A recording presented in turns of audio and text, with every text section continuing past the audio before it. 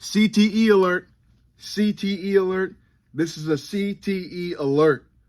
Nick Diaz has been caught trying to set grass on fire. It's a CTE alert in full fucking blast, in full fucking form. We are under a CTE alert. Nick Diaz has inevitably been broken. His mind is broken. His mind is shattered. He's lighting shit on fire. He doesn't know what the fuck he's doing anymore. Oh man, look, I love the Nate Diaz. I love the Diaz brothers. I like both of them. They're really cool. The whole Stockton motherfucker thing is really fucking gangster and cool and all that. I just don't think Nick Diaz should be fighting. I think I think his time is long since been done. And for him to come back and fight Vicente Luque is insane in my mind. And there's a bunch of other retired fighters who want to come back. Tony Ferguson half retired and now he wants to come. He's in and out, but he's definitely gonna try and fight again. Cowboy Cerrone, after years of steroid usage, wants to come back to the UFC. Who else? Tyron Woodley wants to come back and fight, and Jorge Masvidal wants to come back and fight. So,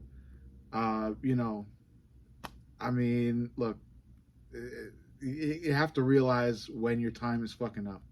You really do. Because if you don't, you're only going to fuck up your body more and more until you may not even see like 60. You know, the way you're putting so much damage on your brain, on your legs, your chest, your neck, your head, all parts of your body, your organs as well, your liver, your heart, your lungs. You're just fucking destroying everything. Because this sport, the sport of MMA, is not volleyball, it's not basketball, it's not tennis, it's not baseball. It is fucking brutal. It is hell. It is war. It is blood. It is broken bones. It's negative. It may be fun, but there are a ton of consequences to it, and those really have to be considered. And a lot of fighters refuse to do so. And one of those fighters, I definitely would have pegged to be Nick Diaz. So this is nothing new. This is nothing surprising. Nick Diaz being caught trying to light shit on fire, grass of all things. He's shirtless. He's outside of the house. This could have been a mind freak. It could have been, he could have just lost it after one too many hard spars. This is what it comes down to. But yeah, old fighters coming back may be fun.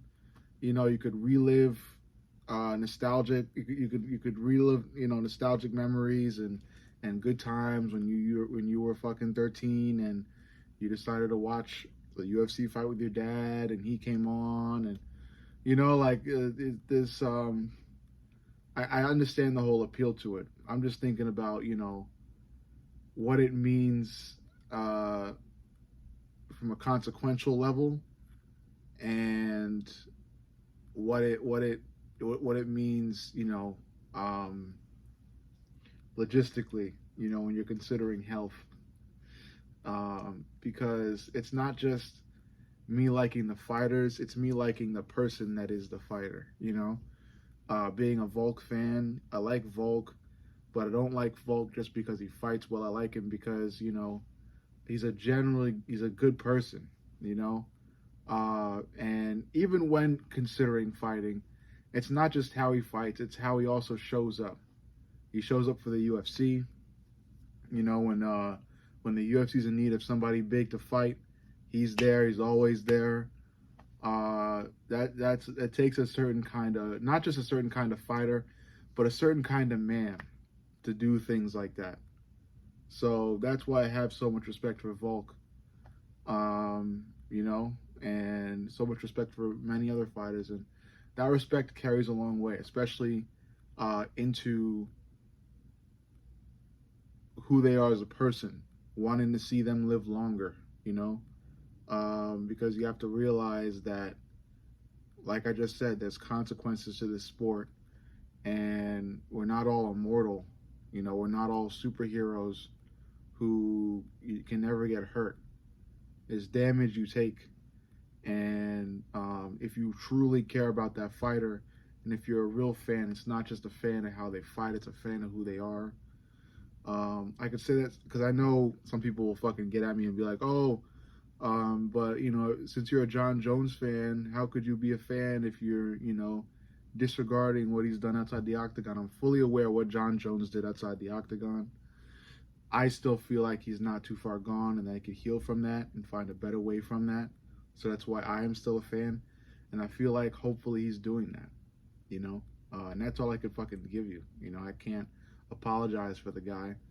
But I just wanted to bring that up because I know, you know, people who watch this shit closely are gonna fucking try to get me in a gotcha moment or some shit like that. But going back to the main idea of this video, I just really wish old fighters would realize that they're fucking old, and that they had they've had an amazing career, a huge legacy, unforgettable moments, and you know, now is the time for them to relax and enjoy retirement and pursue other things. And I understand, yeah, but they missed the scream of the fans and the allure of the octagon and, you know, the theatrics and everything.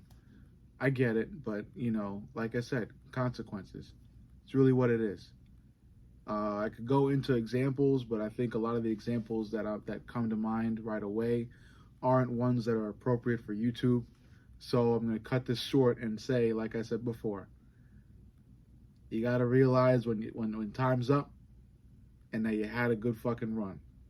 And for a guy like Nick Diaz and a guy like Tony Ferguson, especially Tony Ferguson, time is fucking up. Drop the gloves and live a happy fucking life because you did well. You had a great career, and you've made so many fucking fans, and you're making new fans every day because your legacy is there on display. People could look up your fights and see how great you were, okay? And how great you still are because you still are that great. All right, I'm going to fucking cut this video because I'm really just going on tangents. But yes, anyway, make sure you like this video, make sure you comment, and make sure you subscribe. But most importantly, subscribe. I love you guys. I'll see you on the next.